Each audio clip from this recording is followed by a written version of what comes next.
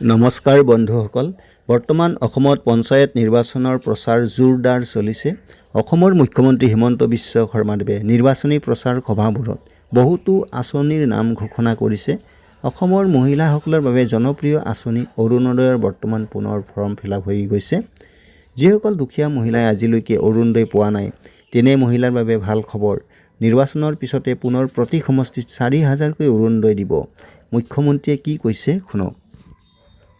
আমি অৰুণোদয় আঁচনি আৰম্ভ কৰিলো। প্ৰথমবাৰ অসমত কোনেও শুনাও নাছিলে যে বেংকত টকা দিব পাৰি। মোদী ডাঙৰীয়াই বেংক একাউণ্ট বনালে, আমি 830 টকা দিলো। 16,000 পৰিয়াল ৰঙিয়া, কমলপুৰ, হাজোৰ 16,000কৈ পৰিয়ালক আমি অৰুণোদয় দিলো।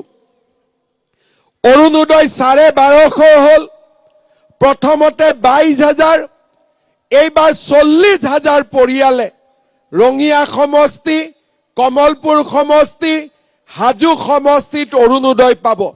ফৰ্ম ফিল-আপ হৈ গ'ল। কিন্তু মোক ভৱেশ কলিতাই কৈছে যে আমাৰ ইয়াত দুখীয়া মানুহ আৰু অলপ বাদ পৰি যাব। আমি কৈছো কোনো দুখীয়া মানুহ বাদ পৰিব নালাগে। আৰু সেইকাৰণে আজি মই কমলপুৰৰ কাৰণে নতুনকৈ 4,000, হাজোৰ কাৰণে 4,000 আৰু ৰঙিয়াৰ কাৰণে আৰু 4,000 অৰুণোদয় আঁচনি দিয়াৰ কথা মই সিদ্ধান্ত লৈছো। কোনো দুখীয়া মানুহ যাতে বাদ পৰিব নালাগে। ইলেকশ্যনৰ সময়ত পঞ্চায়তৰ কেণ্ডিডেট 7 তাৰিখে ইলেকশ্যন আছে। গাঁৱত যাব, দুখীয়া মানুহে ক'ব মই অৰুণোদয় পোৱা নাই। নামটো লিখিব, ভৱেশ কলিতাক দিব, দিগন্ত কলিতাক দিব, সুমন হৰিপ্ৰিয়াক দিব, আৰু আপোনালোকক আমি অৰুণোদয় দিয়াৰ ব্যৱস্থা কৰি দিম। সেই প্ৰতিশ্ৰুতি মই আজি আপোনালোকক দি থৈ গলো।